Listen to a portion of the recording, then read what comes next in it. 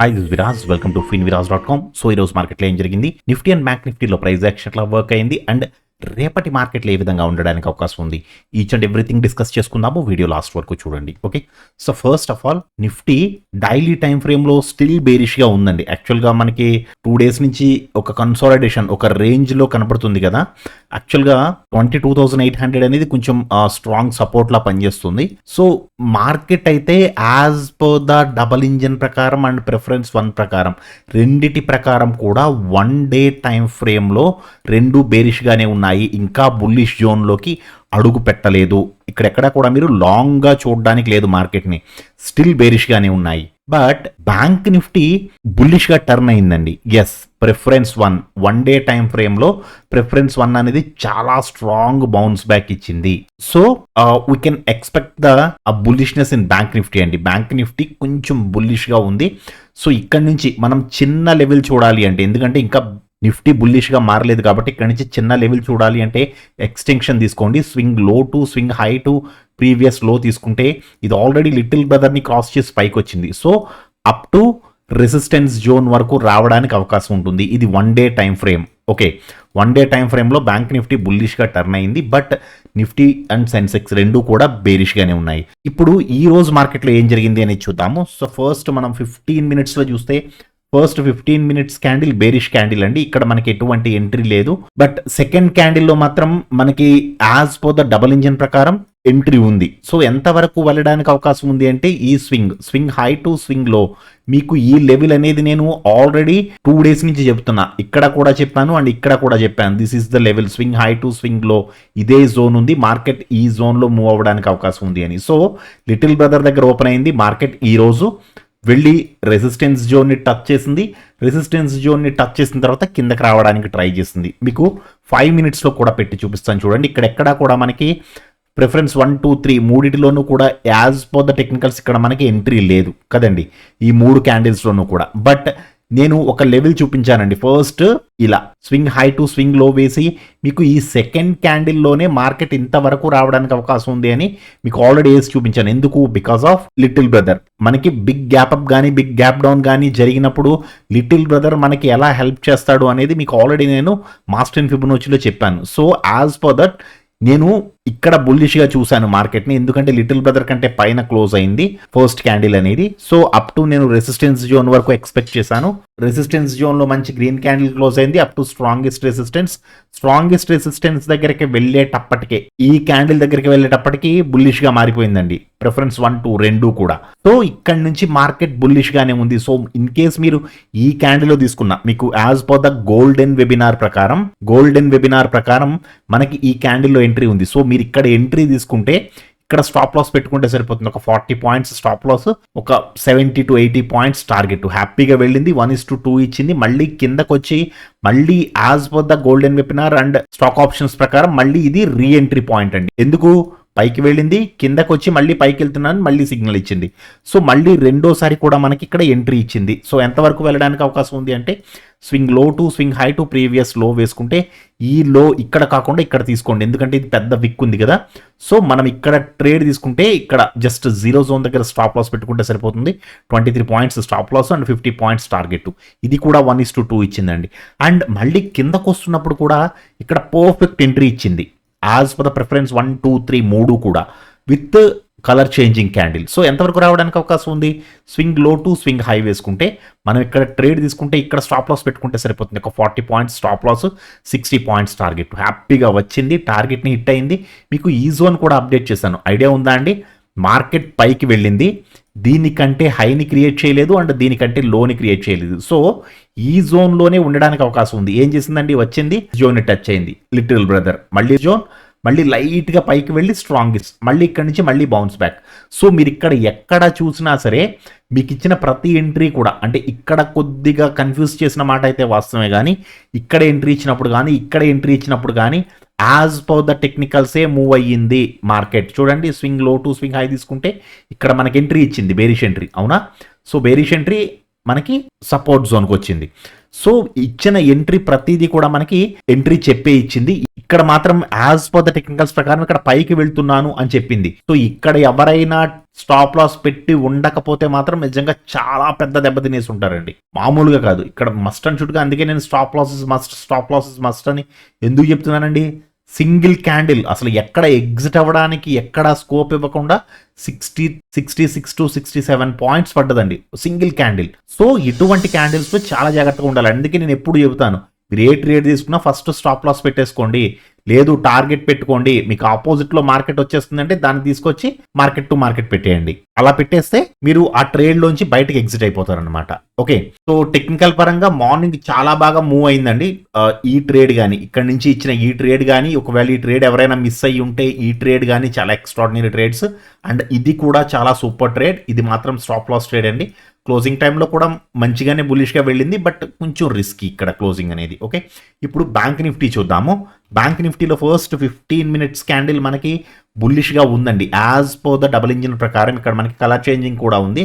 So ఇక్కడ బుల్లిష్గా ఉంది market. ఎంతవరకు వెళ్ళడానికి అవకాశం ఉంది అంటే స్వింగ్ హై టు స్వింగ్ లో. ఓకే, మీకు ఈ రోజు అండ్ ఈ రోజు కూడా, అంటే మండే ట్యూస్డే 2 రోజులు కూడా చెప్పాను మీకు నేను ఈ లెవెల్ ఇది, this is the resistance zone అని కదండి.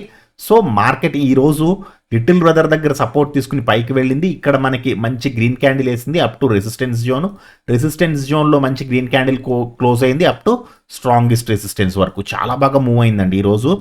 బ్యాంక్ నిఫ్టీ అయితే మాత్రం అసలు బ్యాక్ టు బ్యాక్ చూడండి, అసలు ఇటువంటి సూపర్ క్యాండిల్స్ అనమాట. సో వన్స్ ఒకసారి పైకి వెళ్ళిన తర్వాత కిందకి తీసుకురావడానికి ట్రై చేశారు, కానీ మార్కెట్ని కిందకి తీసుకురాలేకపోయారు. బికాస్ చూడండి, ఇది జోన్లో ఉందని ఎలా తెలుస్తుంది సార్ అంటే, స్వింగ్ లో టు స్వింగ్ హై వేసుకున్నారనుకోండి, వేసుకుంటే మీకు ఇది ఎక్కడుంది, 0 జోన్ నుంచి లిటిల్ బ్రదర్ జోన్ దగ్గర ఉంది, అవునా. సో ఇదేంటండి, కన్సాలిడేషన్ జోన్. మార్కెట్ అదే చేసింది, ఇక్కడ కొద్దిగా కిందకి రావడానికి ట్రై చేసింది, కానీ మ్యాక్సిమం టు మ్యాక్సిమం సైలెంట్గా ఉండడానికే ట్రై చేసింది.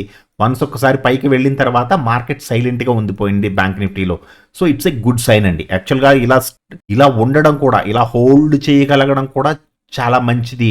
ఎందుకంటే నిఫ్టీ ఇలా హోల్డ్ చేయలేదండి, చూసారా మీరు. నిఫ్టీ కొద్దిగా డాన్స్ వేసింది పైకి కిందకి, బట్ బ్యాంక్ నిఫ్టీ స్టేబుల్గా ఉంది. So it's a good sign for bank Nifty. And 1 day time ఫ్రేమ్లో మనకి ప్రిఫరెన్స్ 1 కూడా బుల్లిష్గా ఉంది బ్యాంక్ నిఫ్టీలో. సో కొద్దిగా బ్యాంక్స్లో రికవరీ అవ్వడానికి అవకాశం ఉంది అనుకుంటున్నాను. చూద్దామండి ఏం జరుగుతుంది అనేది. 1 or 2 days వెయిట్ చేస్తే నిఫ్టీ అండ్ సెన్సెక్స్ కూడా మనకి బుల్లిష్గా చేంజ్ అయితే ఇక మార్కెట్ సూపర్గా ఉంటుందండి. నేను మీకు చెప్తాను డెఫినెట్గా, మీరు కంగారు పడిపోవద్దు. ఫస్ట్ ఆఫ్ ఆల్ మార్కెట్ బుల్లిష్గా టర్న్ అయిపోయిందేమో, నేను ఎంట్రీస్ తీసేసుకుంటాను, నేను స్టాక్స్లో ఇన్వెస్ట్మెంట్స్ చేసేస్తాను అని మాత్రం పొరపాటును కూడా అనుకోవద్దు. ఓకే, మార్కెట్ టర్న్ అయ్యే వరకు వెయిట్ చేయండి. ఇప్పుడు రేపటి మార్కెట్ ఏ విధంగా ఉండడానికి అవకాశం ఉంది అని చూద్దాము. సో ఫస్ట్ మనం నిఫ్టీ చూస్తే, Nifty 1 day time frame still బేరిష్గా ఉందండి, బట్ 1 hour చూడండి ఇండెసిసివ్గా ఉంది. ఆల్రెడీ ఇది లాస్ట్ 3 days నుంచి కూడా ఒక రకంగా కన్సాలిడేషన్లో ఉందని చెప్పాలి కదా. సో లాస్ట్ 3 to 4 days నుంచి ఒక రేంజ్లో నడుస్తుంది మార్కెట్. ఎంతండి, 250 నుంచి 300 పాయింట్ల రేంజ్లో నడుస్తుంది. ఇదే రేంజ్లో గత 1, 2, 3, 4 4 రోజుల నుంచి కదా. సో ఈ రేంజ్ అనేది బ్రేక్ అవ్వాలి విత్ వాల్యూమ్, నార్మల్గా కాదండి, మంచి వాల్యూమ్తో ఎయిదర్ సైడ్స్ బ్రేక్ అవ్వాలి with the help of preference 1, 2.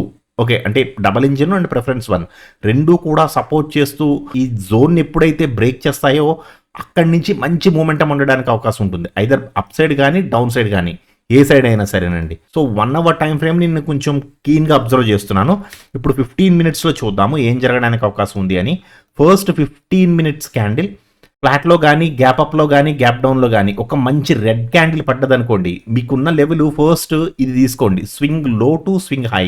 Okay, ఇది ఆల్రెడీ సపోర్ట్ జోన్కి దగ్గరలో ఉందండి కదా, this is the support zone. So support జోన్లో మంచి రెడ్ క్యాండిల్ క్లోజ్ అయిందంటే, ఫ్లాట్లో రెడ్ క్యాండిల్ పడి సపోర్ట్ జోన్లో మంచి రెడ్ క్యాండిల్ క్లోజ్ అయింది అనుకోండి, ఇలా అప్ టు స్ట్రాంగెస్ట్ సపోర్ట్ వరకు రావడానికి అవకాశం ఉంటుంది. ఫస్ట్ క్యాండిలే రెడ్ క్యాండిల్ అయితే. అలా కాదండి, ఫస్ట్ క్యాండిల్ ఫ్లాట్లో కానీ, గ్యాప్ అప్లో కానీ, గ్యాప్ డౌన్లో కానీ మంచి గ్రీన్ క్యాండిల్ పడ్డదనుకోండి, స్వింగ్ లో to swing high to previous లో, ఈ లో వేసుకోండి. ఈ హై తర్వాత ఉన్న లో ఇది కాబట్టి ఇది వేసుకోండి. చాలామంది ఫిబొనాచిని రాంగ్గా డ్రా చేస్తున్నారండి. మళ్ళీ ఒకసారి క్లాస్ తీసుకోవాలి, చెబుతాను. మేబీ ఒకరోజు మనం టెలిగ్రామ్ లైవ్ పెట్టుకుందామండి. సో చాలా మంది మిస్టేక్స్ చేస్తున్నారు ఈ ఫిబొనాచి గీయడంలో. సో ఒక రోజు లైవ్ పెట్టి మొత్తం అందరికీ కూడా క్లియర్గా ఎక్స్ప్లెయిన్ చేస్తాను. ఏంటి అసలు స్వింగ్ హైస్ ఏంటి, స్వింగ్ లోస్ ఏంటి, ఎలా గీయాలి, ఎక్కడ ఎప్పుడు ఏది తీసుకోవాలి అన్నీ ఎక్స్ప్లెయిన్ చేస్తారండి. ఒకసారి మనం ఫ్రీ కాల్ పెట్టుకుందాము. సో ఈ వీక్ వీలైతే ఈ వీక్లో పెట్టుకుందాం, లేదు అంటే నెక్స్ట్ వీక్ డెఫినెట్గా ఒకసారి క్లాస్ తీసుకుంటాను అందరికీ. ఓకే, క్లాస్ తీసుకోవడం అంటే తిట్టడం కాదండి, చెబుతాను, మీ డౌట్స్ అన్ని క్లారిఫై చేస్తాను. Q&A సెషన్ పెట్టుకుందాం మళ్ళీ ఒకసారి క్లియర్గా అనమాట. సో ఇది లిటిల్ బ్రదర్ని క్రాస్ చేసి with the help of double engine and preference 1 రెండు బుల్లిష్గా ఉండాలి. అట్ ద సేమ్ టైం ఇక్కడ మంచి బుల్లిష్ క్యాండిల్ వేసింది అనుకోండి, లిటిల్ బ్రదర్ని క్రాస్ చేస్తూ అప్ టు రెసిస్టెన్స్ జోన్ వరకు వెళ్ళడానికి అవకాశం ఉంది. అండ్ రేపు Nifty expiry. So maximum to maximum చాలా స్పీడ్గా వచ్చేయడానికి చూడండి. ఈ రేంజ్లో ఉండడానికి అవకాశం ఉంటుంది అనుకుంటున్నాను. లేదు కొంచెం పైకి వెళ్ళింది అంటే ఈ రేంజ్ అండి, అంతే. ఈ రేంజ్ ఉండడానికి అవకాశం ఉంటుంది అనుకుంటున్నాను నిఫ్టీ, ఎందుకంటే పెద్ద ఈవెంట్స్ ఏవి లేవండి మార్కెట్లో. సో స్వింగ్ లో to swing high to previous లో వేసుకుంటే ఫస్ట్ క్యాండిల్ గ్రీన్ క్యాండిల్ అయితే అప్ టు రెసిస్టెన్స్ జోన్ వరకు వెళ్ళడానికి అవకాశం ఉంటుంది. రెసిస్టెన్స్ జోన్లో కూడా మంచి గ్రీన్ క్యాండిల్ క్లోజ్ అయితే అప్పుడు మాత్రమే స్ట్రాంగెస్ట్ రెసిస్టెన్స్ వరకు వెళ్ళడానికి అవకాశం ఉంటుంది. సో నిఫ్టీ ఎక్స్పైరీ ఉంది కాబట్టి కొంచెం క్విక్గా బయటకు వచ్చేయండి. అంటే మూమెంటం బాగుంది, సేమ్ వెళుతుంది అనుకోండి, మీరు అనుకున్న డైరెక్షన్లోనే సేమ్ వెళుతుంది అంటే మాత్రం ట్రైలింగ్ స్టాప్ లాస్ ఎలా చేయాలో చెప్పాను కదా. ఒక ట్రైలింగ్ స్టాప్ లాస్ పెట్టుకోండి, దాన్ని పైకి ఎవ్రీ 5 పాయింట్స్కో 6 పాయింట్స్కో పైకి జరుపుకుంటూ వెళ్ళిపోండి మీ ట్రైలింగ్ స్టాప్ లాస్ అనేది. సో వచ్చి హిట్ అయిందా, హ్యాపీ, వెల్ అండ్ గుడ్. మళ్ళీ రీఎంట్రీ ఇస్తే తీసుకోండి, బట్ ఎక్కువసేపు మాత్రం ఉండొద్దు. అండ్ సెకండ్ హాఫ్లో మంచి మూమెంటం ఏదైనా దొరికినప్పుడు మాత్రమే ట్రేడ్ చేయండి నిఫ్టీలో. ఓకే, ఎందుకంటే విక్స్ కూడా కొంచెం ఎక్కువ ఉందండి, యాక్చువల్గా ప్రీమియమ్స్ ఎక్కువ ఉన్నాయి, డికే అవ్వాలి. డికే అయితే బయర్స్కి అది పెద్ద శాపం అండి, కొంచెం జాగ్రత్తగా ఉండండి. మరీ నొక్కి చెబుతున్నాను, అందుకే డికే మీకు వ్యతిరేకంగా పనిచేస్తుంది ఆప్షన్ బయర్స్కి. ఓకే, ఇప్పుడు బ్యాంక్ నిఫ్టీ చూద్దాము. బ్యాంక్ నిఫ్టీలో ఫస్ట్ 15 మినిట్స్ క్యాండిల్ యాక్చువల్గా చెప్పాలి అంటే 1 డేలో ఆల్రెడీ బుల్లిష్గా ఉంది, మీకు ఆల్రెడీ చూపించాను కదండి. ఇప్పుడు 1 అవర్లో చూస్తే 1 అవర్ కూడా ప్రిఫరెన్స్ 1 అండ్ డబల్ ఇంజన్ రెండు కూడా బుల్లిష్గానే ఉన్నాయి. ప్రిఫరెన్స్ 1 అండ్ డబల్ ఇంజన్ రెండు బుల్లిష్గానే ఉన్నాయండి బ్యాంక్ నిఫ్టీలో.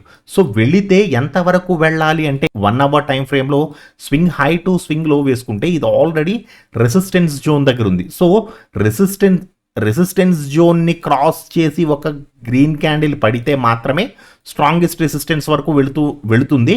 బట్ ఇక్కడ ఇది స్ట్రాంగెస్ట్ రెసిస్టెన్స్ వరకు వెళ్ళాలి అంటే చాలా గ్యాప్ ఉందండి, చూడండి దాదాపుగా 600 పాయింట్స్ గ్యాప్ ఉంది. సో ఇది గనక పైకి వెళితే, బ్యాంక్ నిఫ్టీ గనక పైకి వెళితే బ్యాంక్ నిఫ్టీలో ఉన్న బ్యాంక్స్ కూడా నిఫ్టీకి కూడా సపోర్ట్ చేస్తాయి కాబట్టి ఈ ర్యాలీలో నిఫ్టీ కూడా పాలు పంచుకోవడానికి అవకాశం ఉంటుంది. సో జాగ్రత్తగా ఉండండి. ఒకవేళ నిఫ్టీ కూడా పైకి పరిగెట్టడం స్టార్ట్ అయింది అనుకోండి, షార్ట్ కవరింగ్ ర్యాలీ ఉంటుంది, చాలా స్పీడ్గా వెళ్ళిపోతుందండి మార్కెట్ పైకి, అది కూడా దృష్టిలో పెట్టుకోండి. ఓకే, ఇప్పుడు 15 మినిట్స్లో ఫ్లాట్లో కానీ గ్యాప్ అప్లో కానీ గ్యాప్ డౌన్లో కానీ ఎక్కడైనా సరే ఒక మంచి రెడ్ క్యాండిల్ వేసింది అనుకోండి, ఫస్ట్ మీకున్న లెవెల్ ఇదండి, స్వింగ్ లో టు స్వింగ్ హై.